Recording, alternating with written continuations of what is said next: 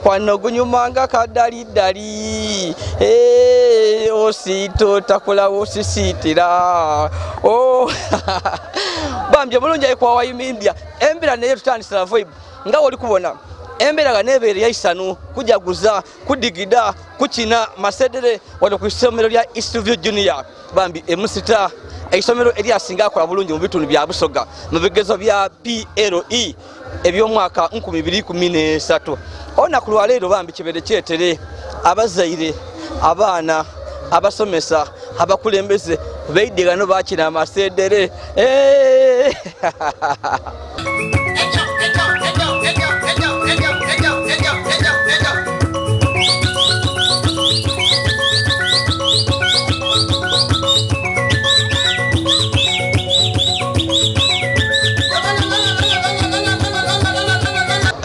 nko babi kibere kika abana abasomi bakikoze libaire isalibirana ku Eastview Junior School bambi Musita nga bajaguza olwa performance bambi enungi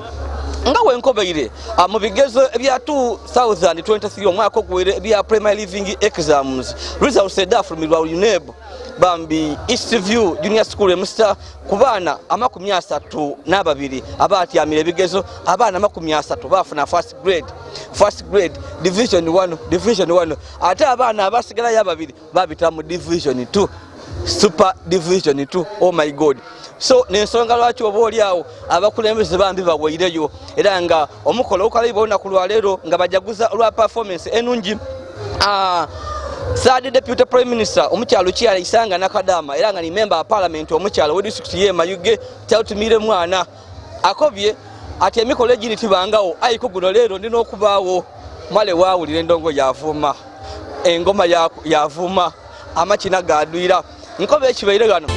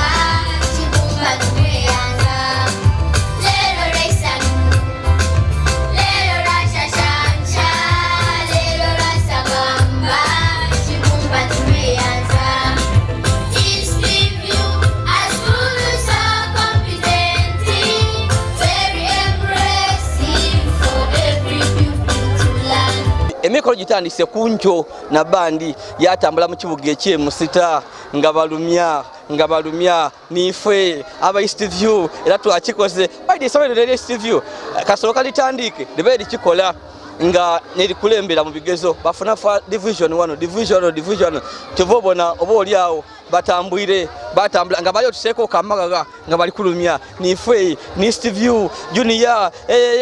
then kusawa nga ina emikolo gyatandika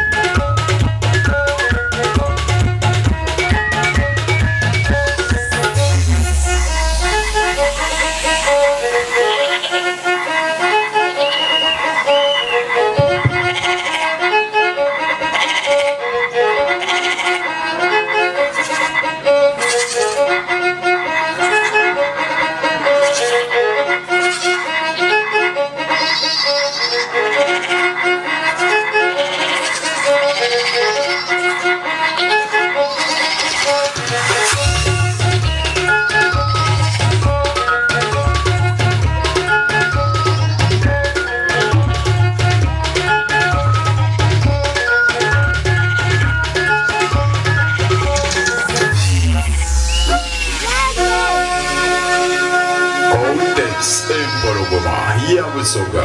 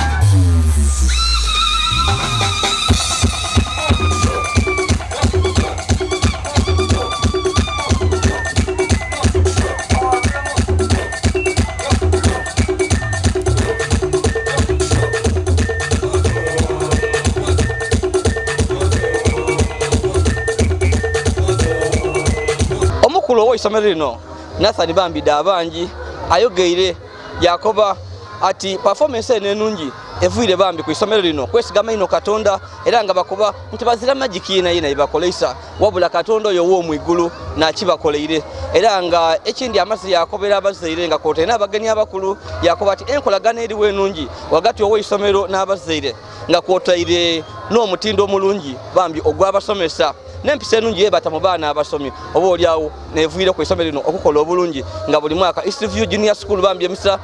lichikuba ayo omukulu oyo ampa challenge nti ngaka ali kuyingira mu system yati atubalira isomero ngalinga musomesa ategere education okusinga oba engineering atenga ne engineering yona twekakasanga agitegera bulungi ayo education agitegere ino okusinga ebisigaire yo byona byona so for engineer tukuta musala nti tukule okusinga ne wano mwebalo okutwenda mwebalo okuwagira East View Junior School mutwongera abaana kubanga buli kimu bakikovye tiche tunayongera abaana bava wano baja mu secondary schools ba performing baja ku university ba performing bulungi so tubebaza abazali mwena mukozo mulimo gwaimwe kubanga we mutabawo East View tebaawo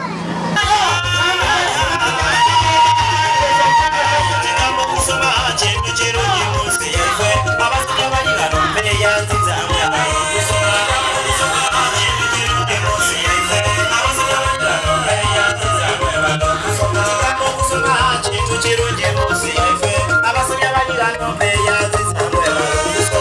nenda ko abazaire mukoze omulimu omulungi era kuba nti mutatoola okwo mwongere okuba abasaale mu nsonga y'okubona nti abaana baife bajja okusoma. Ekiri tuyamba ku baana bano abasinga bungi nti bali mu boarding section. Nenda akubiriza abo bali mu primary bali mu day section. Abaana bwe bayireeka bona mubateekwa amaanyi. Abaana mubenga timubatuma mirimo egitali gyabwe. Tiribona nsonga lwaki omwana nigotuma mu katale. Tibona nsonga lwaki omwana najja okutunda namungodyo olw'eigulo. Tibona nsonga lwaki omwana nalina okwira olw'eigulo aleeta amaadi atooleyo embuzi aida afumba ekyeigulo alina okuleeta enku. Omwana ava kubale yakubadife bavaasa enkanda mudiidi engoye ede nkutule kutule munime muvaasa abo kubanga bato wamuta mu lugoye nga n'olukutule kutule iwe lw'olukutamu omwana oyo. Tulina abaana abatali ba bodi ntozaala biological. Mwana wa balo, omwana wa mulamu, omwana wa dada, omwana wa sengaawo wamubikiza yala ng'ekitategeerekeka. Nenda abaana bano bona mbabise n'ekirala kubanga iwe toyidi olwaleero no gwoli kubisa obubi maybe mu maaso awo naida okola ki naida okugemako. Olwaleero ndi kukwogera ebigambo bino kubanga ndi kubona nga gurupu esinga bunene wano ate era nga ndi kujja kubasiima ino muli bakyala. Abakyala twekubireko obwala olwo tujja ku masomero twagana bakyala. Ojja mu idwaliro yagana bakyala, ojja okuziiko yagana bakyala. Abaami banange bajaga baliyo nendako babaami abatono abatukiikirire. Abaami abatono mukiikirire banayimu abaami abazirayo mubakobeko. Abakyala bano bakoze ino omulimo balina weaknesses debo nadde baliyikola wansonga nti mwabaami mubuze mu nsonga dino. Ali kubisa ati omwana kubanga yewamusuulaawo toyidi nti ku isomero omwana bamukyalira, toyidi nti omwana bamusasulira school fees. Tiriko bayimwe ndiko abala abasigayireyo, tiriko abana abaliga n'olwaleero ndiko abala bakoze eki abasigayireyo. Mwabaliga no nidike musasula era n'ensonga lwaki muli gano. Aye tulina obuzibu nti abakyala baife bana abaliga no wayagana nga akemye obuzito nga bumubitiriire ku kyova obona tusigala nga tufunye gaps edo nti omwana oyo bwaire olw'eigulo amukoba atijja mu katale otwala enaana bw'ajja okutunda enaana ayira saawa ina daabwire. Aye omwana gebali kuyiza esaawa ina daabwire nonaava okutandika no olwembo lwe bava okwemba gano ali kwera saawa imeka ina anajja okutuuka mu P5 ati ali lubuto kubanga ono maama tayidi gyabitira nga ali kuyira okuva mu katale yali kutunda enaana. So ndenda kubasaba abaana tugeze ku ino tubenga tubatuma emirimu egibajaamu. Omwana bw'aba kayize gaka mukoba akola ebyo ebyagaka iwe maama ajja mu katale mulekere kuba kutema bikaado. Olwo n'omwami nasanidde abangi direkita w'isomero lino ayogere ku nife ki leero nga eisalubere ly'amaani ino mbaeridanga naye nga timusagamba muti mwalese n'omunene side deputy prime minister. Eisano lino olwaleero lyetubaire nalyo ly'amaani ino olw'ensonga nti tuyize ye Mukama Katonda gwe twasaba tube n'obuwanguzi buno era yakola ki yabutuwa. So nga tutuuka n'okuba n'eisano ly'amaani ino nti Katonda yayanukula saala yaife ye twamusaba nga tuwaayo abaana bano eri Katonda nga balijjo otyamira ebigezo byabwe eby'ekibiina eky'omusanvu. Yaboneka nti yayanukula abaana nga bwe batyama 32 abaana 3 babitira mu idaala erikola ki erisooka ate nga mba n'ababiri abalemererwa first grade owundi yafuna 13 owundi yafuna 14. Ekyo tukyebaliza Mukama Katonda era nga tutuuka n'okusanuka. Nali ku mulundi ogwo naida wano nakubona nga results lidye nga 13 bafunye division 1 ababiri bafunye second grade. Aye nga oligema omuntu kiri kukuluma ababiri bano first grade yabalema etya ababiri bano bonka bana ababiri bano nakubona nga olikulumya ogama omuntu kiri kukuluma ino. Aye ngeri yonna amasomero abafunanga third grade aye nga bose bajaguza eri yabandeta nga balina abagwa mu nkola amawulire n'akanti ntijeyo muntu le mukatemba weimwe. Lwaki twatakula emitwe ensonga erindala okusookera irala nti tebaire kalicha yaife kubisa mwana waire mulala mu second grade nga bwe kyali omwaka 2019 bona babitira mu idaala erisooka n'omwaka ogwairaku 2022 abaana bona actually mwaka 2022 na mulala akuba covid awo yabagaito myaka 2 jafuka mu mwaka gutya mulala abaana bona babitira mu idala erisooka era n'omwaka 2022 abaana bona babitira mu idala ki erisooka so kino kyatuzindula muku okuboneka nti abaana babiri bafunye ki second grade but nevertheless tukyebaliza Mukama Katonda kuba abaana baife nebwe abango yafunye 13 nafunye 14 ye bali kujja mu secondary bajja kutaawo omutindo ogwendawulo era baida kwewuunya nti abaana bana abe 13 ne 14 baida kujja babenga ate bakulembera abaana abandi abafuna first grade mu masomero ki agandi olw'ensonga nti fugano ku East Junior School Musita tusomesa mwana kubita bubite ai tusomesa mwana kuba holistic nga yena akoze eki aweireyo era nga asobola okweyamba mu maiso yaba akoze eki ajire kyovo yagana nti olwalero tuligano aya abaana baife betwasooka nabo nga Makoka Ivan yavagano n'obubonero mukaaga bwe yatuka ku London College of St Lawrence one of the best schools in this country yasobola okuboneka nti amalirayo era tibamutema tukali kwezinduka ku nti eriyo omwana yasomera ku East Boarding Junior School Musita ayenga atemeibwa ku yajire olw'ensonga nti oba empisa detidituukana ni yajire oba ng'afeirinze okukeepinga omutindo gwe yava nagweno mu primary yatuka mu secondary kaiba kati omutindo gukoze eki gwikirire oyagana nti ngoyo Makoka yavagano na mukaaga bwe yajiyeyo yafuna aggregate C16 ku O level bwe yavaawo yajja ku St Joseph of Nazareth yafunye obubonero 18 saawe n'alisoma degree mu byobulamu Bachelor of Science in Medicine Makerere University oluvannyuma lw'ofuna obubonero 18 mu BCM abaana bangi betwidye nga tu trackinga tulina enkola yaife y'oku trackinga abaana mu secondary yebajiire olw'okwenda okutegeera bunafu ki bwe tulina tusobola okola ki okweyongera okwenyweza okuboneka nti mu maiso kyetuwa kisinga ku kyetulikuwa olwaleero kisinga ku ekyo kyetwawa einuma tulina nakayagarabe yavagano n'obubonero 9 yajja kwiganga SCS yavaawo yamalirawo O level nga y'abaana abajanga ne 5 n'omukaaga okuva mu masomero agandi tibamalira kwiganga SS nga babatemyeko olw'okuba nti tibasobola ku living up to the standards edda obubonero bwe bava nabo muki mu primary ayo ow'omwenda yamaliraku era bamala bamwenonolinga okujja ku A level gye yafunira obubonero 15 mu combination ya PEM yajja ku Ndeje University akola degree mu civil engineering ali mu mwaka ogw'okumeka ogw'okusatu tulina omwana nga Maleka Hamani yamalira gano yavagano n'obubonero 5 kachira Mayuge Sugar yamuga basara okujja osoma Jinja College baje okumaliriza nga nasinze ku Jinja College ku O level ngera nasinze mu Jinja District n'obubonero 9 ku bubonero mu masomo 8 ngafunye obubonero ki 9 kabiri bamutwala ku Uganda Matters SS na Mugongo saawe nali kulinda ebigezo bye ebyekyo kibina ekya senior 6 aida tusuubira nti yena aida kujja era aida asoma bulungi era nga bwe kyali ku Mpoya Birali yavagano n'obubonero 7 yajagano ku Victoria High School Iganga aye bwe yatuka ku Victoria High School Iganga yakola record na yasooka okufuna obubonero 12 mu masomo 8 ku O level era yaba nga n'omwana yasinga mu balenzi mu Iganga district aye bwe yajjeyo yali yajja ku basare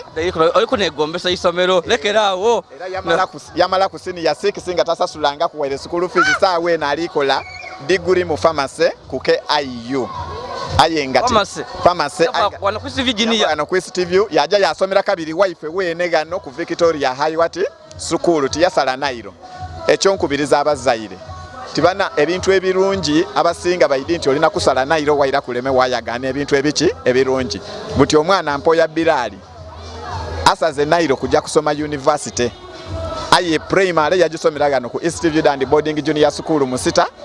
O level yagisomera ku Victoria High School yafuna obonero 16 A level yagisomera genaawo yafuna aggregate yafuna points 16 damutwala ku KIU okukola bachelors in pharmacy nze kyone wunisa oidinga abasoga twalinga ebyokusoma tubijirako quality education nga tufaye ku kusoma kulungi nga omuzaire isomero lyayenda lyatamu era kyovobona abaifana abasinga kwetanira bona basome aiki newuniza ndikubona muna abasada abagaiga abalimi ab'ebikaddo n'abazaire abasinga wano ngira kona bakuwira abaana bedi awo ndi kubabona bakuwira abaana akolesa akakodyo ky'okusikiriza naddala abazaire abasoga okukyusa mindset bave ku ndowooza ere ati babasoma bati basoma nibatandika okuleeta gano for quality education kuba wano quality is like an international school wolingira n'ebizimbe performance is like an international school. Okusookera irala quality yene yekubirira enduulu quality bakunoonya iwe mwene nzira kakodyo kona kenkozeisa ayo okusookera nebaza abazaire betwatandika nabo nga bakaali kutegeera nti East Junior School Musita ku mutindo gwa Uganda ki yona aye batwetanira batuwa abaana batwesiga twena twakozesa abaana abo bulungi okusobola okulaga iwanga nti tuli agamu ku masomero amatono ino the cream of this country nga yetwaganibwa gano mu Busoga. So abazaire bensinga okwebaza because abazaire bano nabagire nga bakoberanga kwa abazaire abo boli kuwulira abakwalite nti banda mulisalanga kiyira mwajere nti muli kunoonya amasomero ga beeyi aye nga amasomero ga layisi gali gano nga galina quality okusinga aga beeyi era genkubiriza abazaire abasoga bali tibasomesa ne namba eri official banta wanino ku social media tuwe namba y'isomero tuwe namba y'isomero yenze buli anidanga nze mbana mulimo mulalo okugaba namba y'isomero kimesema muza namba ngati yo abantu bajja kukubira ina abazaire namba eri official hotline y'isomero nti omuntu asobola okuba ngaenda okukuwa omwana wa mukobera bisingawo ogiza namba eyo. Hotline yaife ey'isomero East Boarding Junior School Musita omuwuliriza ali eyo eri 0703 asatu nkaaga nandala 10 wogikonera kuwonawona gebakugemera wasobola okuba nikyoyenda okutegera ku East Boarding Junior School Musita. Kale twayanziza they shall be awarded right here. Among pupils, the candidates of 2023, the best candidate in as far as debating is concerned is Baliluno Alan. Baliluno Alan, please come and pick your award. Thank you for being the best debater. Where is it? Baliluno Alan, the boy who gave the speech here on behalf of the rest of the candidates is Baliluno Alan, and he was the best debater 2023. All my teachers are disciplined. He is the most disciplined among us all. Now you can imagine his level of discipline. Congratulations. The next category, the next award will go to the best team player of the year 2023, and that is none other than, once again, teacher at team Grace. Teacher Grace, congratulations. As Teacher Grace receives her award, the best teacher at self-motivation. This teacher that you will not send it to do anything, they will know what to do and they will do that. Or they will come and raise an issue that we have to do this and this. That is the best teacher at self-motivation, and he is none other than Teacher Wairama Richard. Please come and pick your award. Thank you for promoting the school in everything he does, even the way he handles himself. He's promoting East Junior Schools. Now, the next award goes to the best teacher. So the next award goes to the best class teacher of the year, and that was the class teacher of primary 7 last year.